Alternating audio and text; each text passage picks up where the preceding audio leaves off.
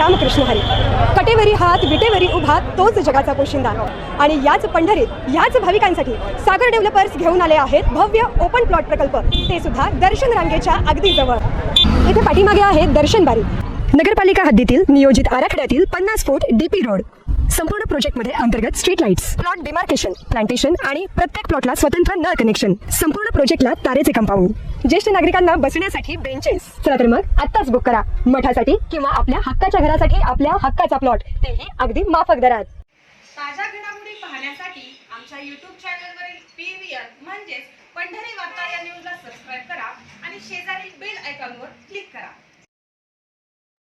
पंढरपूर मंगळवेढा मतदारसंघातील महायुतीचे उमेदवार आमदार समाधानदादा आवताडे यांच्या पंढरपूर शहर व 22 गावातील प्रचाराचा शुभारंभ आज रांजणी येथील शंभू महादेवास श्रीफळ फोडून करण्यात आलाय. यावेळी माजी आमदार प्रशांत परिचारक, युवक नेते प्रणव परिचारक, पंचायत समितीचे माजी उपसभापती विजयसिंह देशमुख, RPIचे आठवले गटाचे संतोष पवार, सोमनाथ आवताडे, रयत क्रांती संघटनेचे दीपक भोसले यांच्यासह महायुतीमधील घटक पक्षाचे विविध पदाधिकारी, पंढरपूर नगरपालिकेचे माजी नगरसेवक, माजी जिल्हा परिषद सदस्य, पंचायत समिती सदस्य, विविध संस्थांचे पदाधिकारी तसेच पंढरपूर शहर तालुक्यातील व रांजणी परिसरातील ग्रामस्थ मोठ्या संख्येने उपस्थित होते. यावेळी बोलताना माजी आमदार प्रशांत परिचारक यांनी महाविकास आघाडी सरकारच्या काळातील अनेक घडामोडींची माहिती देत पंढरपूर मंगळवेढा मतदारसंघात महायुती सरकार आल्यानंतर ज्या पद्धतीची विकास कामे मार्गी लागली त्यामुळे आपण महायुती सरकारच्या पर्यायानं आमदार समाधानदादा आवताडे यांच्या पाठीशी राहिलं पाहिजे असं आवाहन केलंय. पहा काय म्हणाले. प्रश्न होते, एक पक्ष निवडायचा का सत्ता निवडायची, नेता निवडायचा का आमदारकी निवडायची. आणि अशा वेळेस सद्विवेक बुद्धी जागृत ठेवून या ठिकाणी आपण भारतीय जनता पक्ष, राष्ट्रवादी काँग्रेस, शिवसेना, RPI या पक्षाची जी काही एक महायुती आहे, त्या महायुतीच्या माध्यमातून समाधानदादा आवताडे यांची उमेदवारी जाहीर झाल्यानंतर आपण त्या ठिकाणी पक्षाबरोबर राहण्याचा, पक्षाच्या उमेदवाराला ताकद देण्याचा निर्णय घेतला. आणि आपण आज या ठिकाणी सगळे उपस्थित आहात. याच्यावरून मला खात्री आहे की मी घेतलेला निर्णय आपण सगळ्यांनी मान्य केलेला आहे. त्याबद्दल मी सततशः आपल्या सगळ्याचा ऋणी आहे. कारण राजकारणामध्ये आमदारकी काय तुम्हाला मला आपल्या सगळ्याला काही नवीन नाही. 1978 साली पहिल्यांदा मालक उभा राहिले तेव्हा सगळ्यात जास्त मतं रांजणी गावानं दिली होती. आणि 78 पासून 2009 पर्यंत मोठ्या मालकांच्या निवडणुकीचा प्रचाराचा नारळच रांजणीमध्ये फोडला जायचा. त्यामुळे या शंभू महादेवाच्या चरणी आपण लीन होऊन निवडणुकीला सुरुवात करायचो. आणि सातत्यानं 1980 साली तात्यासाहेब डिंगरेंची निवडणूक असेल, त्याच्यानंतर मोठ्या मालकांच्या 5 निवडणुका असतील. सातत्यानं 30 वर्ष आपल्या सगळ्याचं लोकप्रतिनिधित्व करण्याचं काम स्वर्गीय मोठ्या मालकांनी केलं. 30-35 वर्षापूर्वी, 40 वर्षापूर्वी या तालुक्याची असणारी परिस्थिती, नदीकाठच्या भागामध्ये उसाचं टिपरून असायचं. जे काही NRBCची गावं होती त्याच्यावरतीच पाणी, गाजेगावपासून बाळवणीपर्यंत. रांजणी तर सगळं मजुरी करणारं वर्ग या ठिकाणी मोठ्या प्रमाणामध्ये असायचं. आणि त्यानंतर 80 नंतरच्या कालखंडामध्ये पहिल्यांदा रांजणीला हरिजन फाट्याच्या माध्यमातून पाणी आणण्याचं काम झालं. त्यानंतर गेल्या 40-50 वर्षामध्ये मोठ्या मालकांनी जिल्हा बँक असेल, भूविकास बँक असेल, अर्बन बँक असेल, या सगळ्या बँकांच्या माध्यमातून आपल्या तालुक्याचं अर्थकारण बदलण्याचं काम केलं. उजनीचं पाणी आलं, गावोगावापर्यंत कॅनल गेले. आणि आज आपल्या सगळ्यांना अभिमानानं सांगावं असं वाटतं की पंढरपूर तालुक्याचं कृषी आधारित म्हणजे शेतीचं उत्पन्न जवळजवळ 2,500 कोटी रुपयाच्या घरात आहे.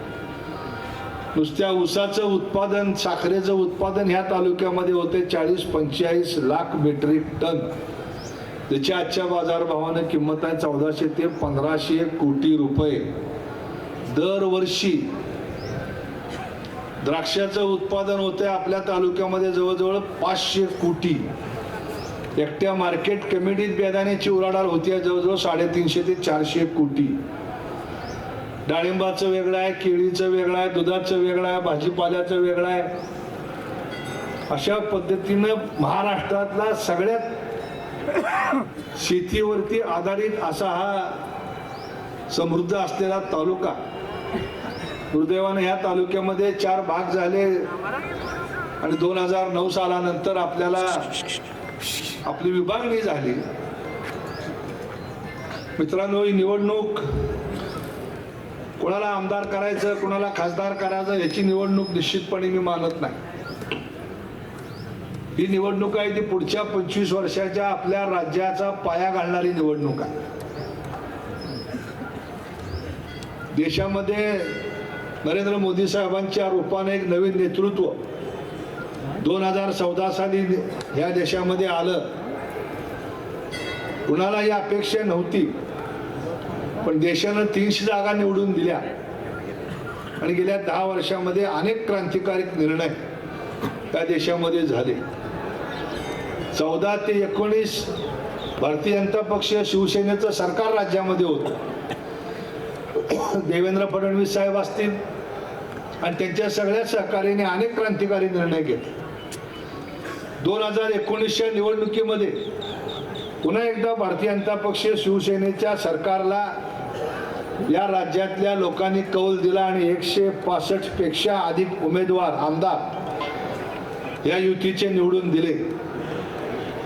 पण दुर्दैवानं राजकीय खेळी खेळली गेली आणि त्यावेळच्या एकसंघ शिवसेनेला भारतीय जनता पक्षापासून तोडण्याचं काम झालं. भाजपच्या पाठीमध्ये खंजीर खुपसण्याचं काम झालं आणि लोकांनी कौल दिला होता. 165 आमदार निवडून दिले होते, पण भारतीय जनता पक्ष सेनेचा युतीचा मुख्यमंत्री बाजूला ठेवण्याची राजकीय खेळी केली आणि त्यामुळं 3 वर्षाच्या कालखंडामध्ये पुन्हा एकदा एक महाविकास आघाडी नावाचा प्रयोग या ठिकाणी केला गेला आणि 3 पक्ष एकत्र आले आणि सरकार स्थापन केले गेले. पण त्या 3 वर्षामध्ये मी पण आमदार होतो. 2 वर्ष समाधान सुद्धा दादा आमदार असतील. आषाढी यात्रेला मुख्यमंत्री आल्यानंतर तिथं अशी पद्धत होती की सगळ्या आमदारांबरोबर चर्चा व्हायची.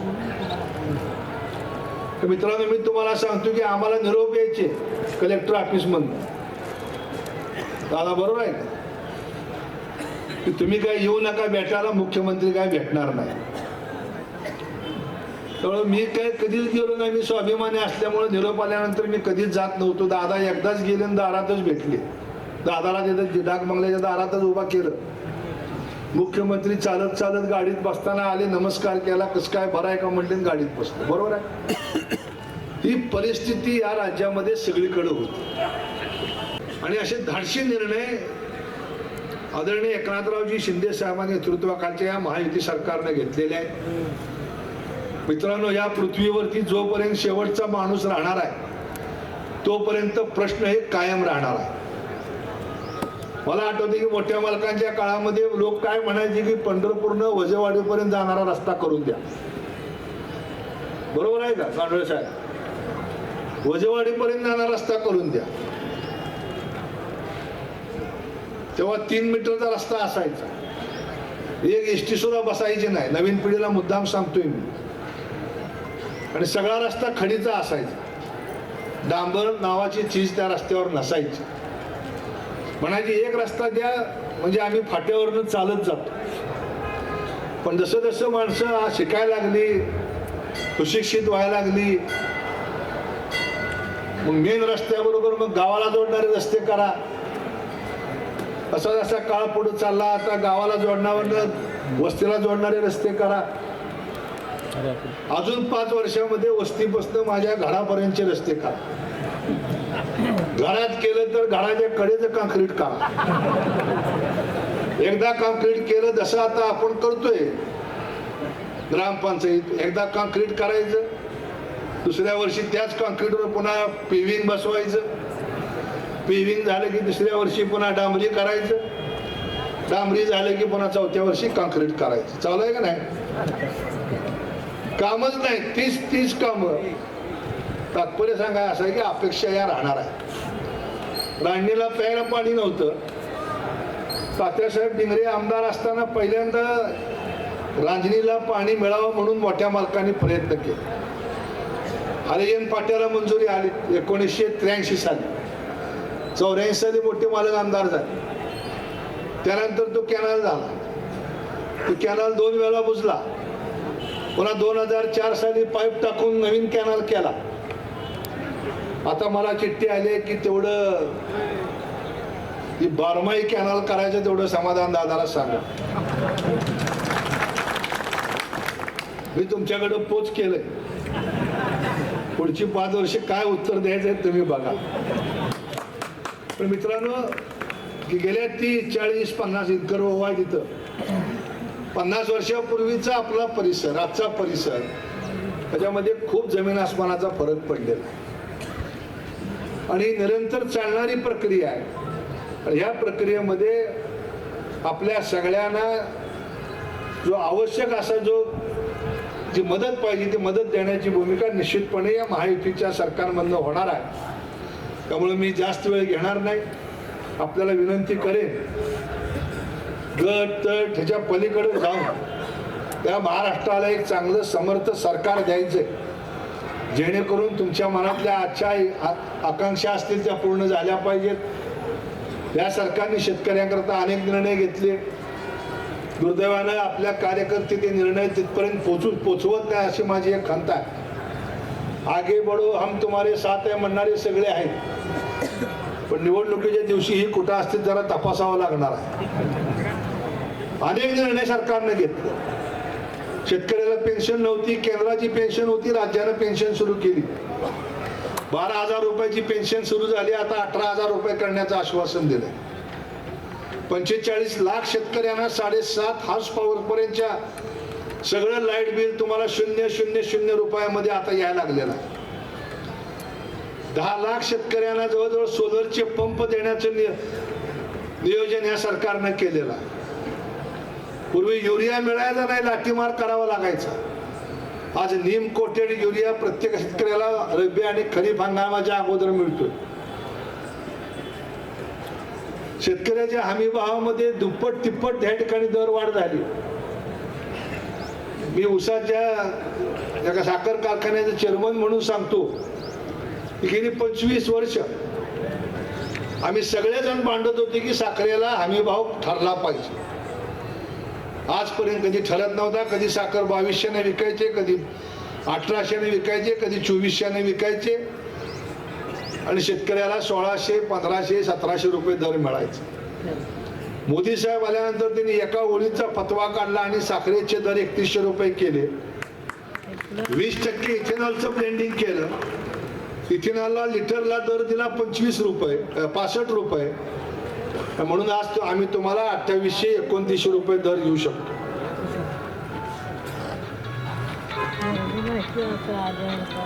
$3 लाखापर्यंत सोसायटीचं कर्ज 0% व्याजानं दिलं जातं. ही जर तुम्ही दुसऱ्या बँकेतनं कर्ज घेतलं तर लाखाला 12,000 रुपये व्याज आहे. 36,000 रुपये जवळजवळ कर्जाचं व्याज हे तुम्हाला माफ नाही, सरकार तुमच्या वतीने बँकेला देतं.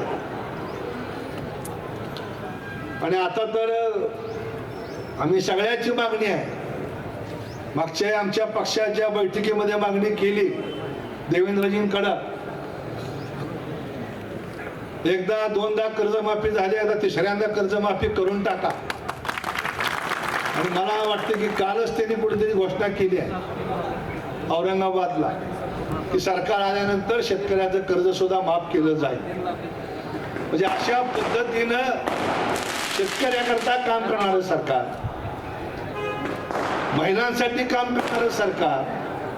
महिलांच्या बाबतीत तर फक्त तुम्ही मुलीला जन्म द्यायचा आहे, जन्मलेल्या दिवसापासून त्या मुलीच्या त्या स्त्रीच्या शेवटच्या दिवसापर्यंतची तरतूद सरकारने केलेली आहे.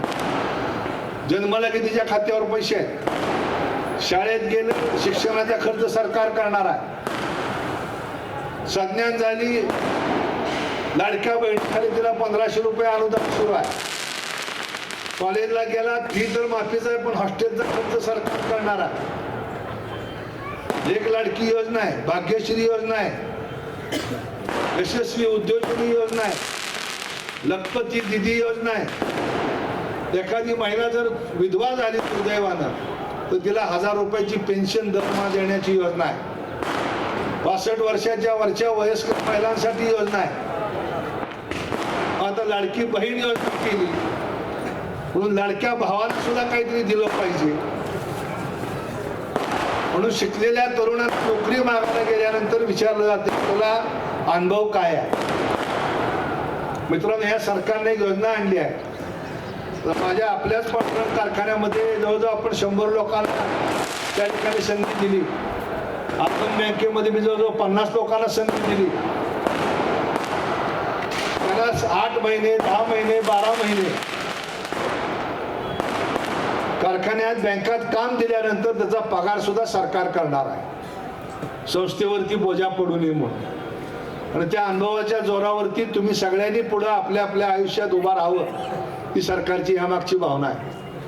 नोकऱ्या आपण सगळ्यांना देऊ शकत नाही, म्हणून सगळ्या समाजाकरता या सरकारने महामंडळ निर्माण करण्याचं काम केलेलं आहे.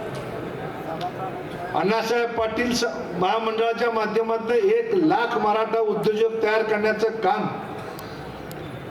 नरेंद्र पाटला नेतृत्वाखाली या सरकारनं केलेलं आहे. लिंगायत समाज असेल, ओबीसी समाज असेल, अगदी गुरव समाज असेल, रामोशी असतील, ब्राह्मण असतील, समाजातला एकही घटक सोडला नाही की ज्या घटकाकरता मुस्लिम असतील, हिंदू असतील, त्या सगळ्या धर्माच्या सगळ्या लोकांकरता यशस्वीपणे त्यांनी व्यवसाय करावा, उद्योग उभारावेत आणि नोकरी मागणाऱ्यापेक्षा नोकरी देणारा माणूस तयार व्हावा. या भूमिकेतनं जवळजवळ 500 कोटी रुपये या मंडळाला देऊन या ठिकाणी उद्योजक तयार करण्याचं काम सरकार करतंय. कामगारांकरता हातमोजे पायातल्या बुटापासून त्याला घरचं डब्यातलं जेवण गरम राहावं म्हणून डबा, पाण्याची बाटली, डोक्यावर हेल्मेट. त्या कामगारानं लग्न केलं तर लग्नाला 20,000 रुपये. त्याच्या बायकोचं बाळपण असेल त्याला पैसे. त्यानं जन्माला मुलगा मुलगी दिली घातली, तुझं पूर्ण शिक्षण. त्या कामगाराला घर बांधायचं असेल 4 लाख रुपयापर्यंत घराचं अनुदान. तो कामगार जखमी झाला 2 लाखाची त्याला विमा सुरक्षा.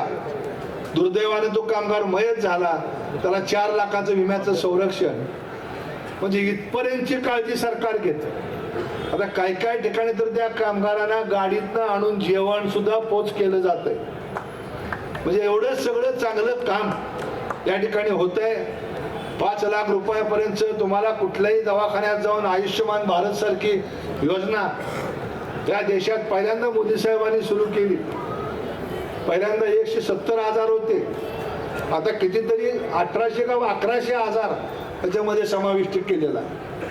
म्हणजे आपण फक्त नुसतं आजारीच पडायचंय, उपचार सुद्धा सरकार करते.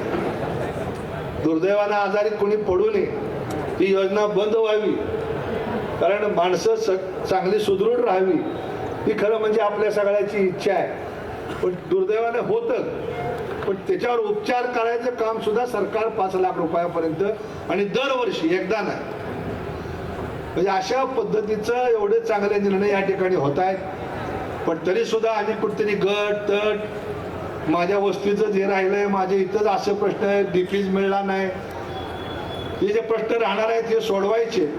पण ह्याच्या पलीकडे जाऊन एक समृद्ध महाराष्ट्र उभं करण्याचं काम आपल्या सगळ्यांना करायचंय. त्याकरता उद्याच्या 20 तारखेला आपलं पवित्र मत आपण कमळ या चिन्हासमोरचं बटन दाबून समाधान दादांना विजयी करावं अशीच विनंती या निमित्तानं करतो. आणि आपण सगळेजण अतिशय शॉर्ट नोटीसमध्ये या ठिकाणी उपस्थित राहिलात त्याबद्दल आपल्या सगळ्यांचा आभार मानून आजची सभा संपली असं